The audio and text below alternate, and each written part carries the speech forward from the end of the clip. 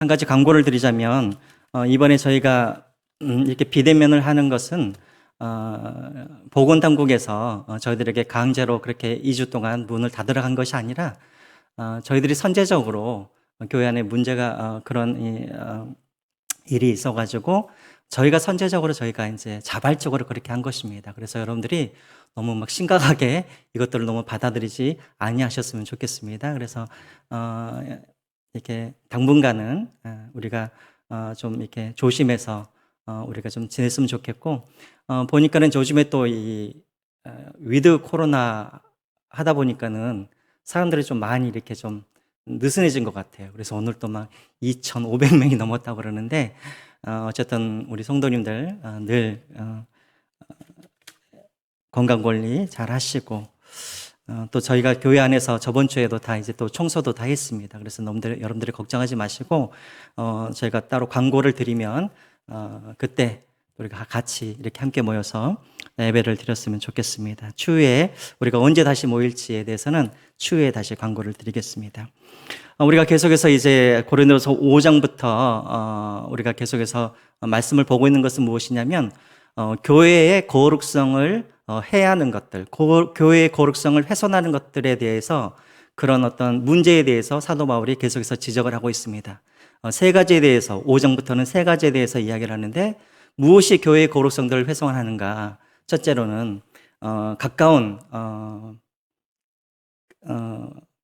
엄마였던 이제 근친상간 이런 문제들이 우리 교회를 또 교회의 거룩성을 훼손하게 되어지고, 또 두 번째는 저번에 우리가 보았던 것처럼 교회 안에서 서로가 서로를 소송함으로 말미암아 또 교회의 거룩성을 또 훼손하게 되어지고, 오늘은 바로 이제 음행에 대한 그런 문제입니다. 성도들 안에 그런 은밀하게 이루어지는, 은밀한 건 아니죠. 공견하게 이루어지고 있는 그런 어떤 음행하는 그런 일들이 교회의 거룩성을 이제 훼손하고 있기 때문에 이제 사도 바울이 그런 부분들을 이제 지적하고 있는 것입니다.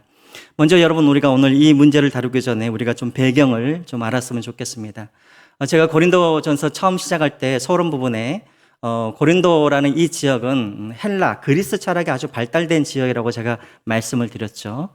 여러분, 헬라 철학, 그리스 철학의 아주 기본적인 세계관은 어디서부터 시작이 되어지냐면 이원론부터 시작이 되어집니다. 여러분, 이원론. 여러분들 많이 들어보셨죠? 이원론, 무슨 삼원론, 또 심지어는 이론론 이렇게 많이 들어보셨을 텐데, 그리스의 철학의 그런 기본 바탕은 이원론으로 시작이 되어집니다. 신도 이원론으로 바라보고 인간도 이원론으로 그렇게 이제 바라보는 것이죠. 예를 들자면 신은, 그리스 사람들은 신은 두 가지 종류의 신이 있다고 생각을 했습니다. 악한 신과 선한 신이 함께 있다고 생각을 했죠. 그래서 항상 악한 신과 선한 신이 서로 늘 대립을 한다라고 그렇게 이들은 믿었습니다. 인간도 마찬가지입니다. 인간도 두 개로 이렇게 두 부분으로 나눌 수 있다고 말을 하죠. 바로 육체와 영혼, 이렇게 두 개로 이렇게 나눌 수 있다고 이들은 생각했습니다.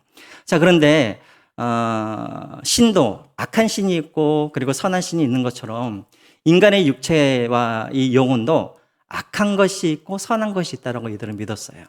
악한 것은 무엇이 악하냐면 육체가 약하다고 믿었습니다. 육체가. 그리고 이들에게는 이제 정신, 영혼, 이 마음, 이것은 선하다라고 그렇게 이들은 믿고 있었던 것이죠. 그래서 늘 이 인간들도 이런 악한 것과 선한 것이 함께 이렇게 서로 대립하면서 산다라고 그렇게 믿었습니다. 그들에게 있어서는 육체는 어떤 것인가? 육체는 그저 이 영혼을 담는 그냥 껍데기라고 그렇게 그들은 생각하고 있었어요. 영혼을 담는 껍데기. 그러니까는 이들에게 있어서 이 육체라는 건 뭐냐면 우리가 입고 있는 이런 옷과 똑같다라고 생각을 했습니다. 여러분, 옷. 여러분 한번 생각을 해 주십시오. 여러분, 이 옷이 나입니까? 내가 아닙니까? 이 옷은 내가 아닌 것이죠. 그 진짜 나는 누구냐면 이 옷이 내가 아니라 생각하고 있는 나의 영혼이 나인 것이지 나의 육체가 나는 아닌 거예요. 이해가 되십니까? 애우십시오. 그렇다라는 거예요, 이 사람들은. 그러니까 육체는 그냥 옷에 불과하다는 거죠, 옷. 그러니까 여러분, 내가 옷이 더러워졌다 그래서 내가 더러운 사람은 아닌 것이죠. 그렇죠? 그렇지만 내가 생각을 했을 때 늘 내가 선한 생각을 하고 있다 그러면 나는 선한 사람이라고 그들은 생각을 했었습니다.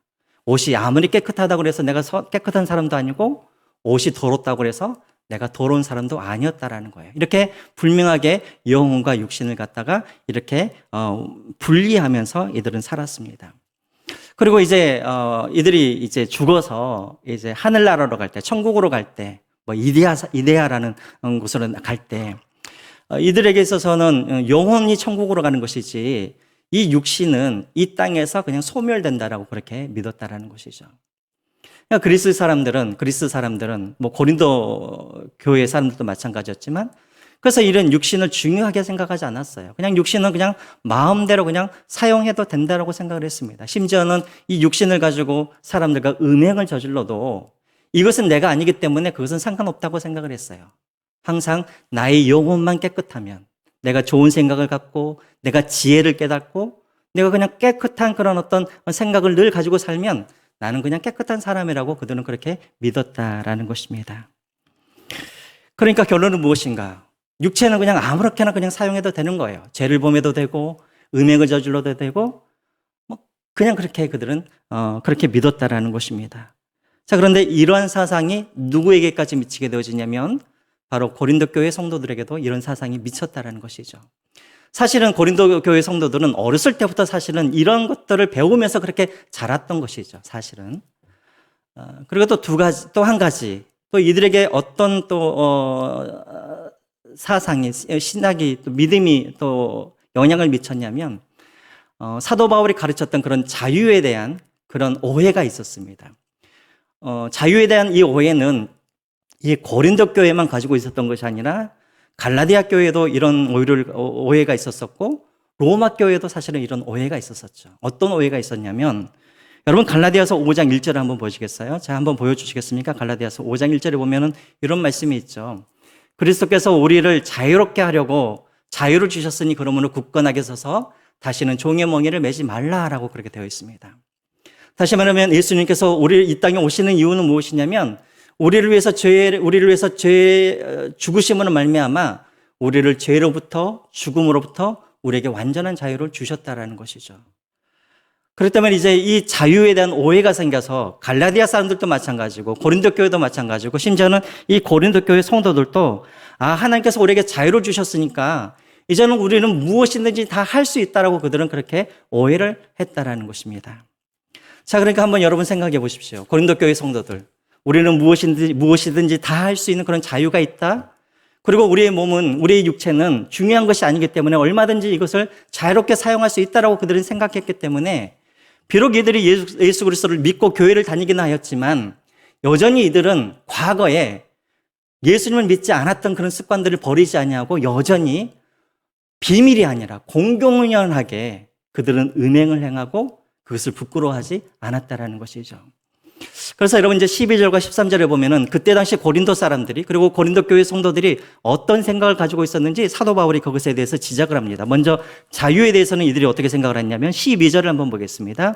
제가 읽을게요. 모든 것이 내게 가하나 다 유익한 것이 아니요 모든 것이 내게 가하나 내게 무엇이든지 얽매이지 아니하리라. 여러분 이것이 바로 당시에 고린도 도시에 살고 있는 사람들의 생각이었고 고린도 교회 성도들의 생각이었습니다.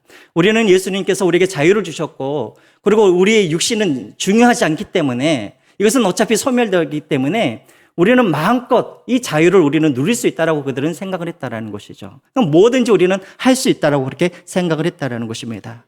사도 바울도 거기에 대해서는 부정하지 않아요. 12절을 보시면 그래 모든 것을 다 할 수는 있어. 하지만 뭐라고 합니까? 그러나 다 뭐가 아니라고요? 유익한 것은 아니다라고 그렇게 이야기를 하고 있습니다. 그렇죠, 여러분. 우리가 담배를 피는 자유도 있고 또 우리가 술을 마실 수 있는 자유도 있고 또 우리는 뭐 라면도 많이 먹을 수 있는 자유도 있고 설탕과 소금을 마음껏 먹을 수 있는 자유가 있죠. 그러나 여러분 이것을 자유를 누린다고 해서 마음대로 소금과 설탕과 담배와 술을 먹는다고 해서 이것이 다 유익한 것입니까? 그것은 아니라는 것이죠. 지금 사도 바울이 그것을 먼저 지적하고 있습니다. 그래 너희들에게 자유가 있어. 그러나 그 자유가 다 유익한 것은 아니야 라고 이야기를 먼저 합니다. 자, 두 번째로 몸에 대한 이들의 생각에 대해서 이야기를 또 하고 있죠. 13절 제가 읽겠습니다. 음식은 배를 위하여 있고 배는 음식을 위하여 있으나 하나님은 이것저것을 다 폐하시리라. 몸은 음란을 위하여 있지 않고 오직 주를 위하여 있으며 주는 몸을 위하여 계시느니라 라고 되어 있습니다. 여러분 지금 배는 음식은 배를 위하여 있고 배는 음식을 위하여 있고 그리고 그 다음에 보면은 몸은 음란을 위하여 있고 이 말은 그냥 나오는 것이 아니라 그때 당시 고린도에 살고 있는 모든 고린도 사람들이 가지고 있었던 그런 생각이었다라는 것이죠. 여러분 그 그리스 철학을 보면은 아주 유명한 두 가지 학파가 있습니다. 두 가지 학파. 아마 여러분들이 아마 학교 졸업하신 지 오래되셨겠지만 아마 중학교 때나 고등학교 때 그거 배웠죠. 스토아 학파. 생각나십니까? 스토아 학파.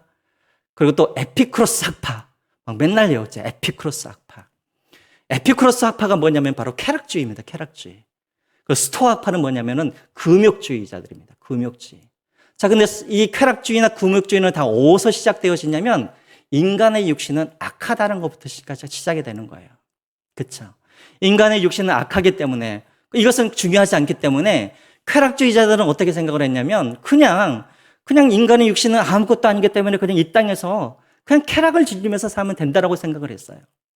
또 스토아파는 어떻게 생각했냐면 인간의 육신은 악하기 때문에 어떻게 해야 되는 거예요? 계속해서 통제하고 절제시키고 계속해서 힘들게 만들어야 그래야지 이 육체가 죄를 범하지 않는다라고 그들은 그렇게 생각을 했었어요. 그래서 스스로 막 매를 때리기도 하고 금식을 하기도 하고 막 이런 식으로 했다라는 것이죠. 그런데 13절에 나와 있는 이 말은 누가 했었냐면 에피쿠로스 학파들, 다시 말하면 쾌락주의를 주장하던 사람들이 항상 이런 말을 했다라는 거예요.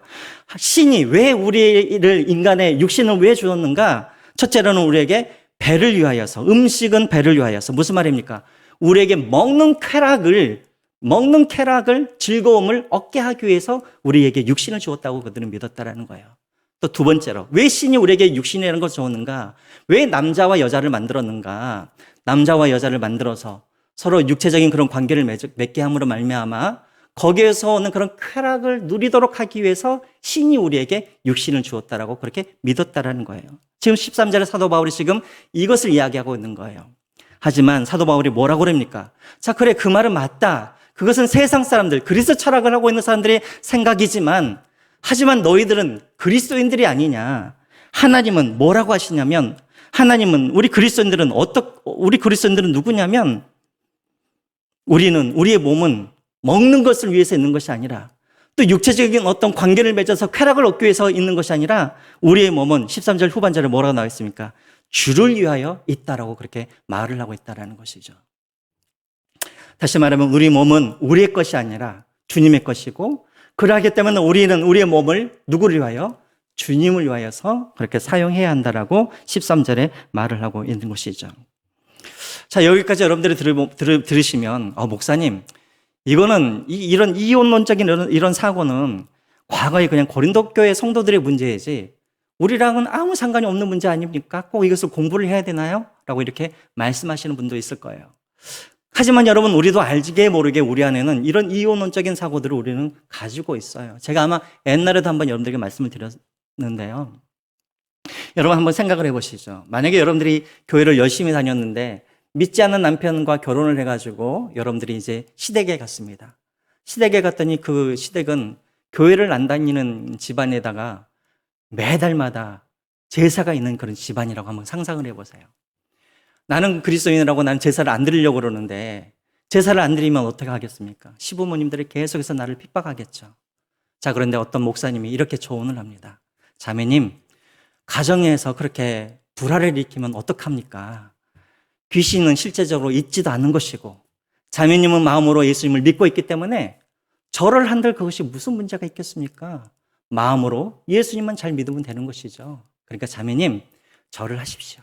제사상도 차리고 그 앞에서 절도 하고 그러나 자매님은 마음속으로는 예수님을 믿기 때문에 그것은 아무 죄가 안 됩니다라고 이렇게 어떤 분이 조언을 했다고 한다면 여러분 이것이 맞는 말입니까? 틀린 말입니까? 여러분 이것이 바로 이혼론적인 사고를 갖고 있는 것이죠. 그래서 실제적으로 여러분 일제시대 때 많은 목사님들이 신사참배를 했잖아요. 바로 이것 때문에 그런 거예요. 내 마음의 중심은 하나님에 있기 때문에 내가 황제에게 내가 절을 한들 이것은 죄가 안 된다라고 그렇게 생각을 했다라는 것이죠.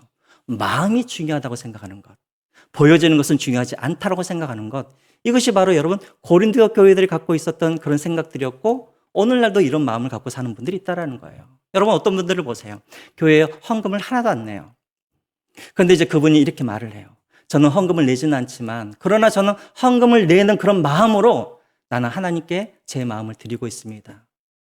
여러분, 겉으로 듣기에는 되게 믿음이 좋은 말인 것 같지만, 그러나 여러분, 이것이 바로 이혼론적인 사고를 갖고 있는 분들의 생각이라는 것입니다.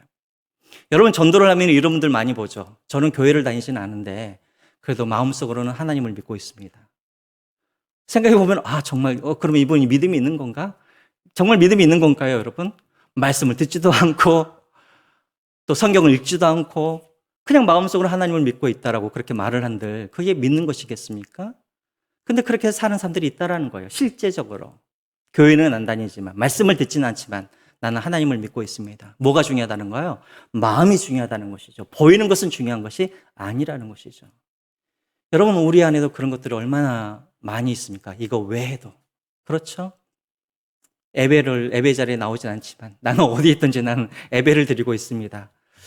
겉으로 보기에는 참 믿음 있는 말인 것 같지만 예배 자리에 나오지 않고 예배를 드리지 않으면서 나는 어디에 있든지 나는 하나님 앞에 항상 예배를 드립니다. 이것도 어찌 보면은 마음이 중요하다는 이 생각들, 이것이 바로 이혼론에 영향을 받는 그런 생각이고 그런 신앙이 있을 수도 있다는 것입니다.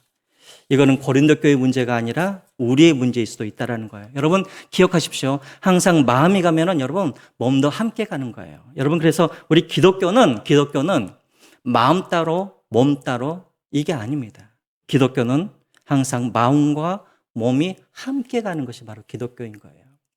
그래서 여러분 사실은 우리 기독교에서는 물론 이제 영혼과 우리가 육체로 그렇게 나누는 이혼론은 우리가 믿고는 있지만 실질적으로 따지고 보면 우리는 무엇을 믿고 있냐면 이론론을 믿고 있는 거예요. 히브리인들은 사실은 이론론을 믿고 있었어요. 물론 이들도 영혼과 육체를 나누기는 하였지만 그러나 이것이 실질적으로 분리된다고 생각하지는 않았다는 것이죠.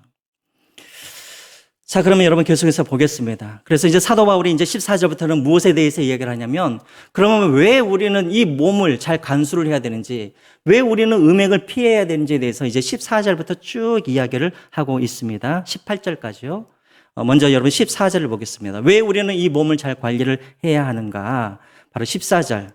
우리는 부활할 사람들이기 때문에 그렇다라는 거예요. 자, 14절 우리 같이 한번 읽어보겠습니다. 14절 시작. 하나님이 주를 다시 살리셨고 또한 그의 권능으로 우리를 다시 살리시리라. 자, 지금 무엇에 대해서 이야기를 하고 있습니까? 지금 부활에 대해서 이야기를 하고 있는 것이죠. 하나님이 예수 그리스도를 다시 살리셨고 예수 그리스도께서 살으신 것처럼 우리도 앞으로 그렇게 다시 부활할 것입니다. 다시 살아날 것입니다라고 지금 이야기를 하고 있는 거예요. 자, 사도 바울이 왜 갑자기 음행에 대해서 이야기를 하다가 갑자기 부활에 대해서 이야기를 하는가? 그 이유가 있습니다. 아까도 제가 처음에 이야기를 드렸던 것처럼 이 사람들은 천국에 가면 죽게 되어지면 어떻게 생각을 했냐면 나의 영혼은 불멸하기 때문에 나의 영혼은 천국에 들어간다고 생각을 했고 그 영혼을 담고 있는 껍데기와 같은 나의 육체는 어떻게 된다고요? 부활하는 것이 아니라 하늘나라에 가는 것이 아니라 이 땅에서 소멸되어지고 없어진다라고 생각을 했다라는 것이죠. 자, 이렇게 생각했기 때문에 이 사람들은 이 몸뚱이는 어차피 이 땅에서 소멸할 것이기 때문에 이 몸뚱이를 중요하게 생각하지 않았다라는 것이죠. 그래서 이 몸뚱이를 그냥 마음대로 그렇게 사용해도 된다라고 그들은 생각했다라는 것입니다. 그래서 사도 바울이 부활에 대해서 먼저 말을 하는 거예요. 자, 하나님의 예수 그리스도를 다시 살리셨을 때 그의 영혼만 살리신 것이 아니라 그의 몸도 같이 살리셨다는 것입니다. 예수님도 몸과 영혼이 함께 부활했던 것처럼 앞으로 우리도 어떻게 될 것이라는 거예요? 몸과 영혼이 함께 부활할 것을 이야기하고 있는 것이죠.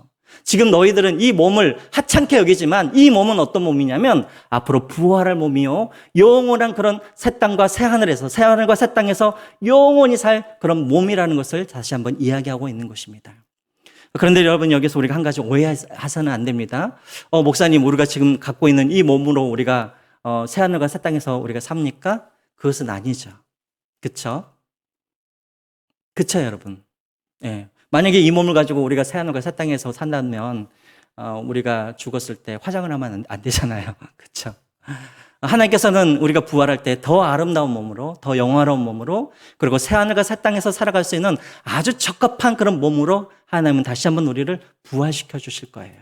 그리고 우리의 영혼과 우리의 몸을 함께 부활해 주실 거라는 것입니다. 첫 번째로 지금 사도 바울이 이야기하고 있는 것은 너희들이 생각한 만큼 이 몸은 하찮은 것이 아니라 앞으로 영원한 천국에서 영원히 살 그런 몸이기 때문에 너희들이 함부로 그 몸을 음행하는 데 사용하거나 더럽히거나 그렇게 취급하지 말라라는 것입니다. 자, 두 번째로 15절부터 17절까지는 무엇에 대해서 이야기를 하고 있냐면 너희의 그런 몸을 왜 잘 관리를 해야 되는가? 왜 너희들이 음행을 저지르면 안 되는가? 너희들은 하나님과 연합된 사람이기 때문에 그렇다라는 것입니다. 15절에는 너희들은 예수 그리스도의 지체이기 때문에 너희들은 예수 그리스도와 연합되어 있기 때문에 너희들의 몸을 소중하게 그렇게 생각해야 된다라는 것입니다. 여러분, 그리스도의 연합 되게 어려운 말이죠, 사실. 그렇죠?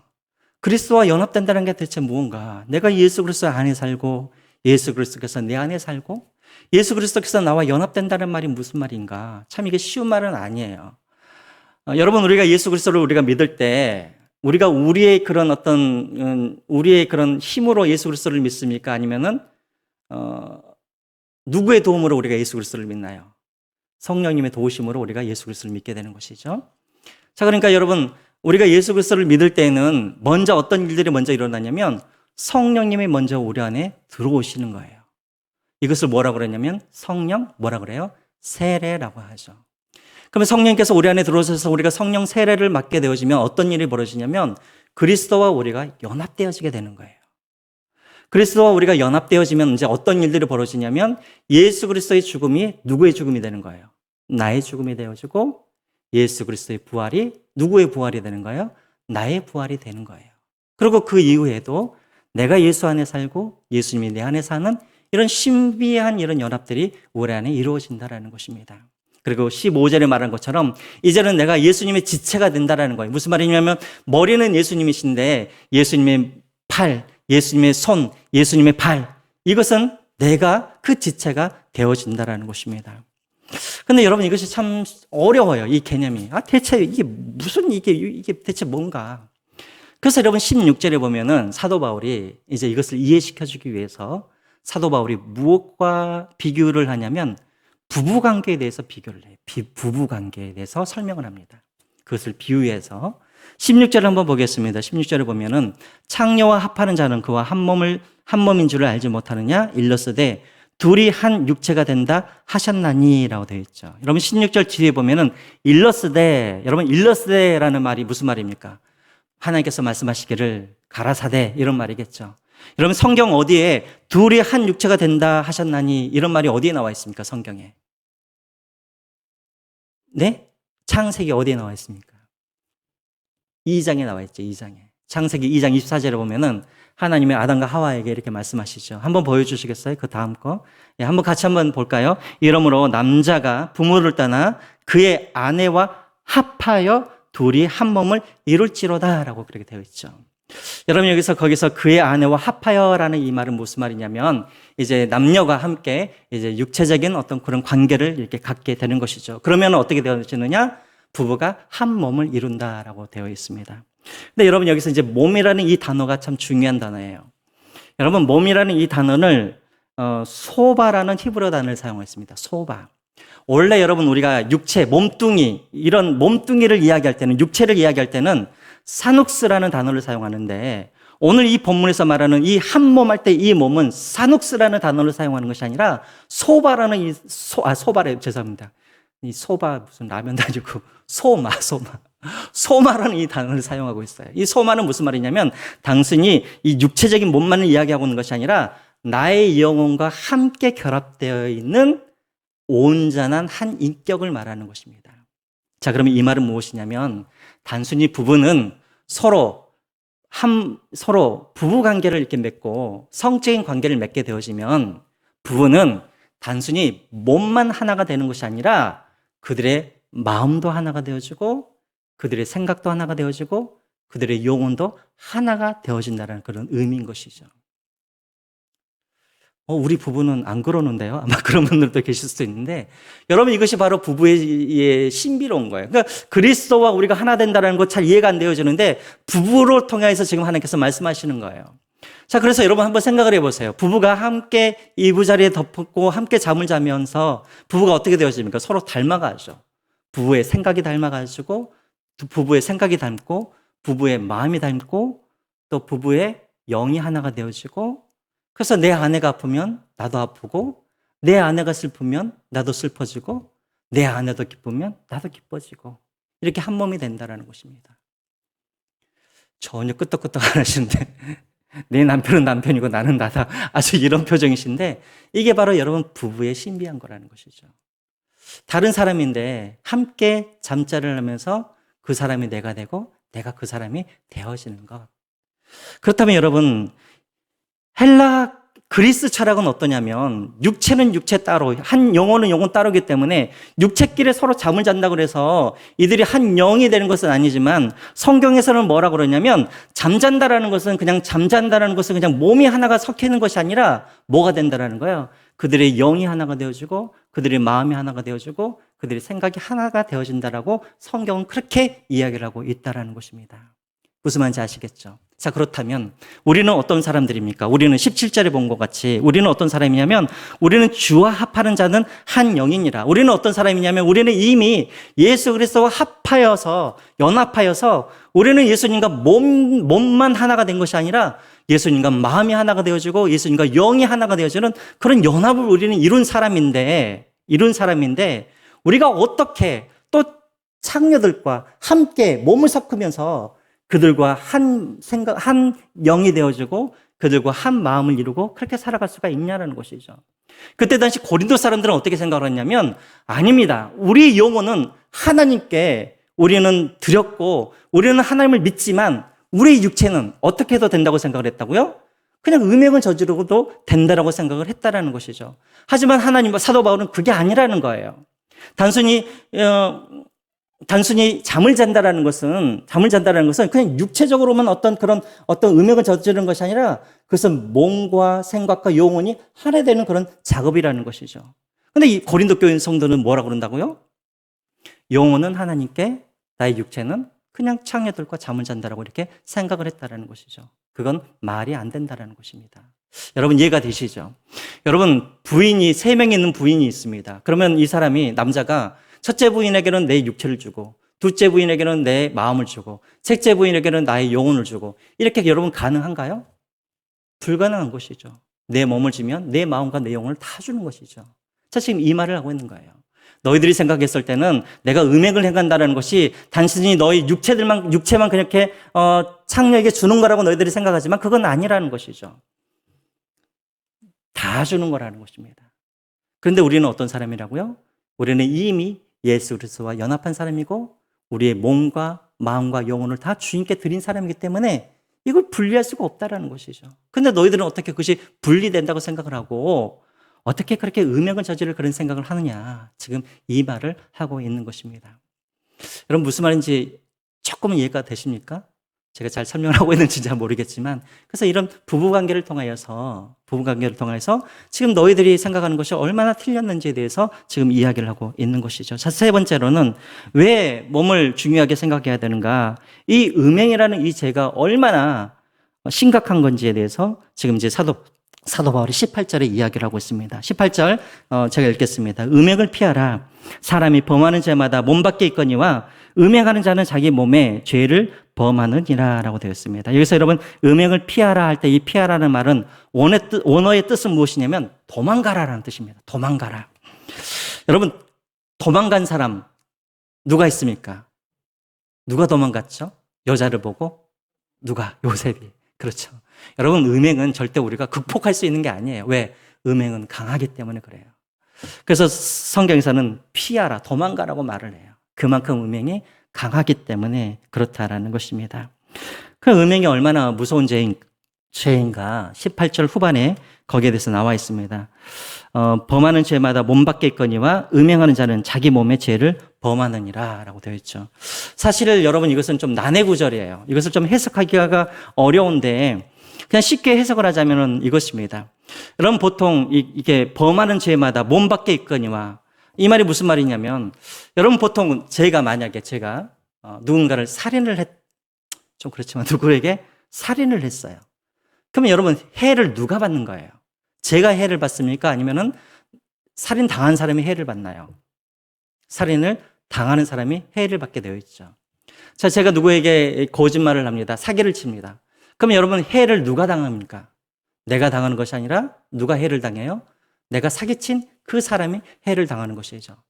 여러분, 그래서 대부분의 모든 범죄는 다 어떤 식이냐면, 범죄를 저지른 사람은 사실은 해를 당하는 것이 아니라 범죄 대상이 되는 사람들이 다 해를 받게 되어 있는 것이죠. 자, 그런데 이 음행이라는 것은 그렇지가 않다라는 것입니다. 이 음행은 누가 해를 당하게 되냐면 내가 해를 당하게 된다는 것입니다. 내가. 왜냐하면 육체적인 어떤 관계를 통하여서 나의 몸만 망하게 되어지는 것이 아니라 나의 영혼까지도 망하게 하는 것이 무엇이라고요? 바로 이 음행이 그렇다라는 것입니다. 이해가 되시죠?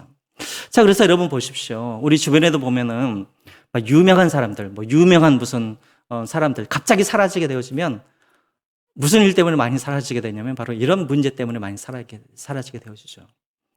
좀 부끄러운 일이지만 많은 목사님들도 마찬가지 아닙니까? 그렇게 잘 나갔던 많은 목사님들, 유명하셨던 목사님들이 하루아침에 그만두시는 것을 보면 그 뒤에는 어떤 이야기들이 있냐면 바로 이런 음행이라는 이런 죄가 항상 있었던 것이죠. 그러다 보니까 어떤 문제가 생깁니까? 이 음행이라는 이 죄가 사람들과의 관계 가운데 가족들을 피해를 입히게 되어지고 또 많은 사람들에게 피해를 입히게 되어지지만 이 음행이라는 것은 결국은 나를 망하게 하는 것이고 나의 육체와 나의 영혼을 완전히 망하게 하는 그런 큰 힘을 가지고 있다는 것입니다. 그만큼 음행이라는 것은 죄의 영향력이 다른 어떤 것보다도 크다라는 것입니다. 그러므로 이 음행에서 어떻게 하라고요? 피하라고요. 이렇게 맞서서 싸우지 말고 도망가라, 그렇게 말을 하고 있는 것입니다. 사도 바울이 지금 이렇게 이야기를 하는 것이죠.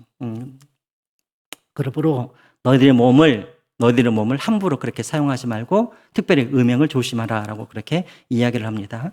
자, 그러면 우리는 우리의 몸을 어떻게 사용해야 되는가? 마지막으로 19절과 20절에 사도 바울이 이렇게 이야기를 합니다. 자, 19절 제가 읽겠습니다. 너희 몸은 너희가 하나님께로부터 받은 바 너희 가운데 계신 성령의 전인 줄을 알지 못하느냐?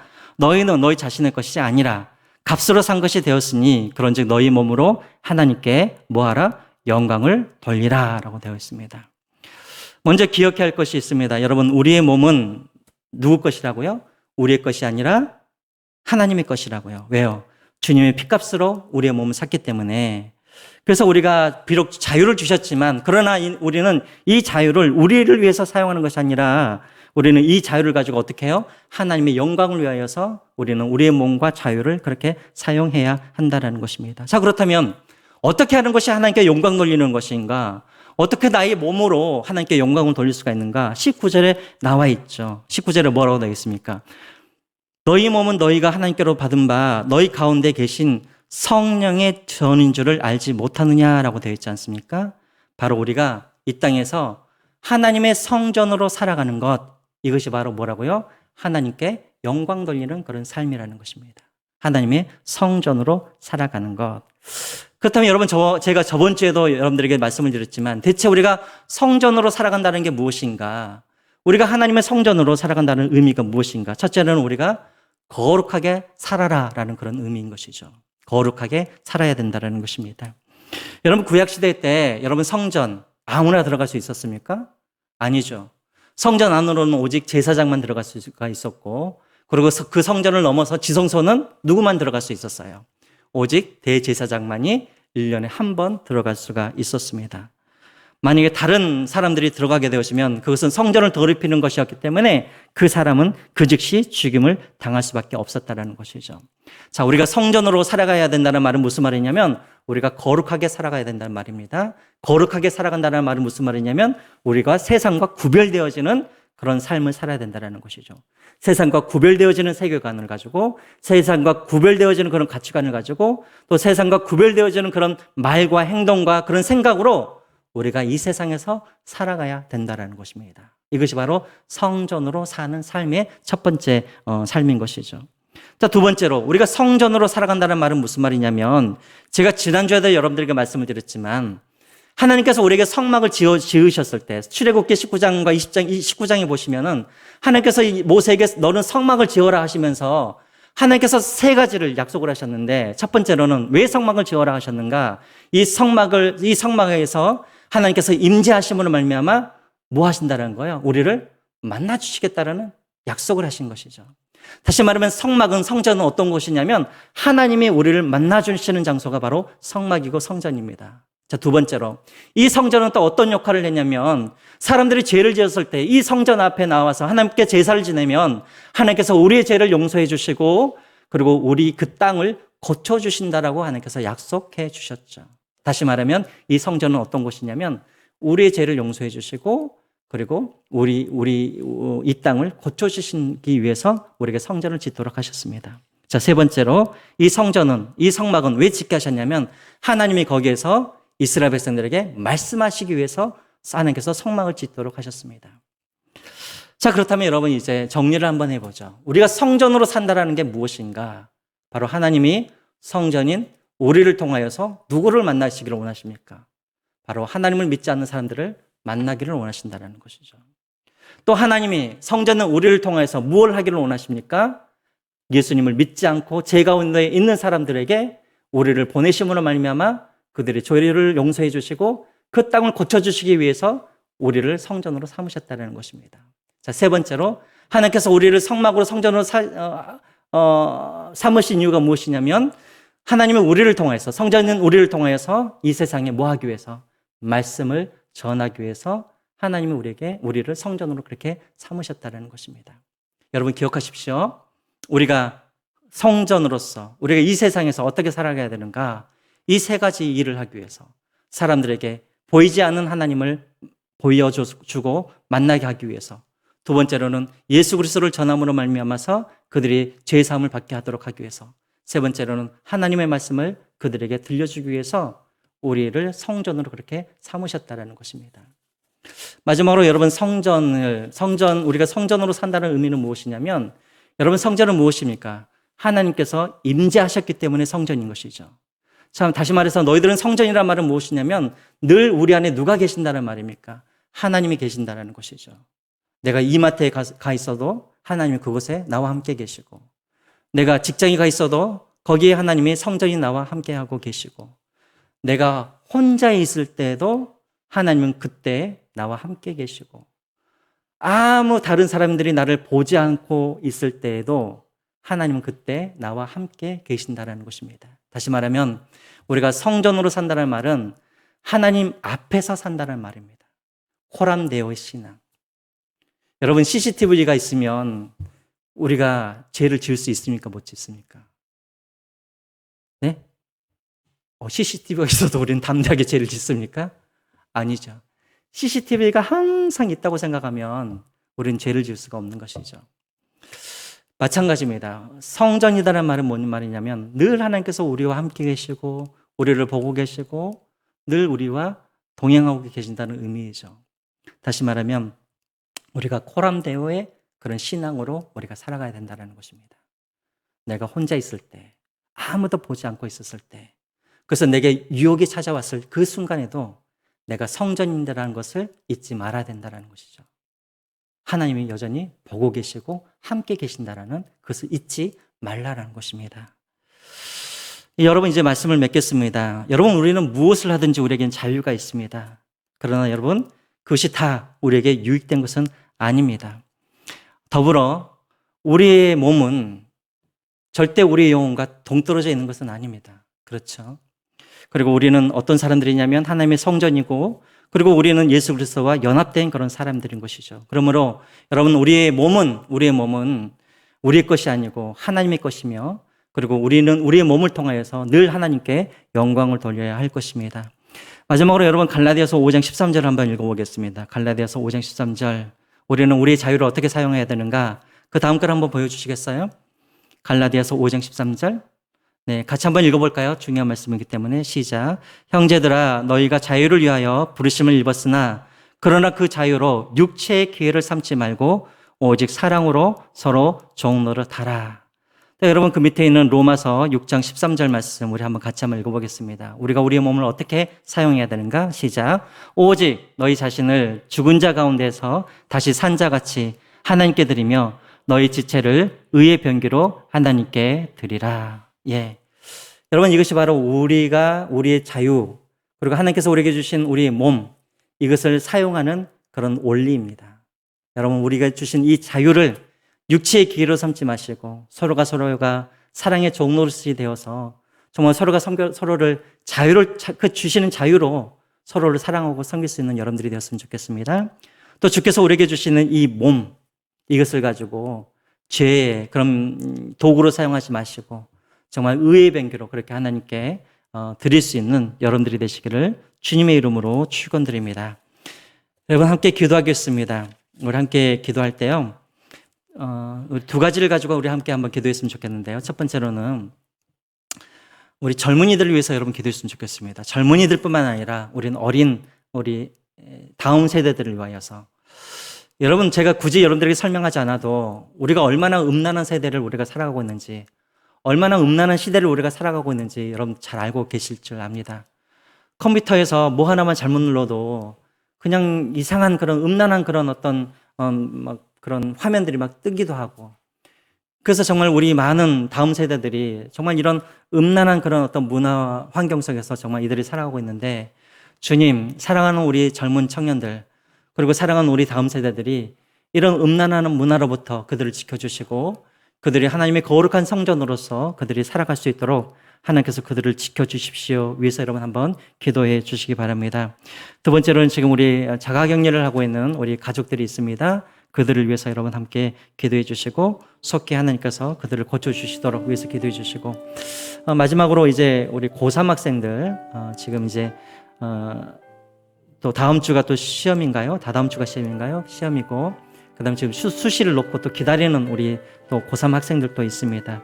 우리 학생들을 위해서 여러분 함께 기도해 주시고, 하나님께서 그들의 달란트대로 그들이 하나님께서 원하시는 그런 대학으로 보내주셔서 마음껏 하나님께서 주신 그 실력들을 발휘하고 또 잘 준비할 수 있도록, 달란트를 잘 개발할 수 있도록 위해서 여러분 함께 기도해 주시기 바랍니다. 우리 두 가지를 놓고 우리 함께 같이 기도해 주시기 바랍니다. 기도하겠습니다.